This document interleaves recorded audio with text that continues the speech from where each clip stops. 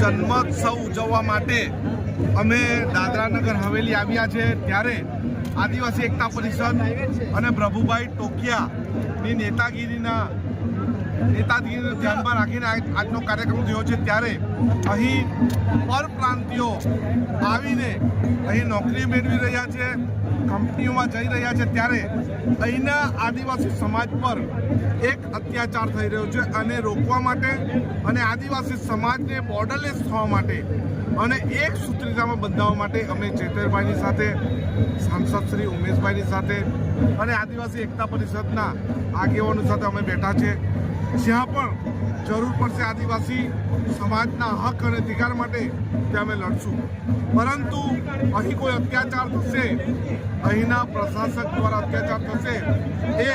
અમે ચલાવવાના નથી। અમે ક્રાંતિકારી બિરસા મુંડાજીના રસ્તે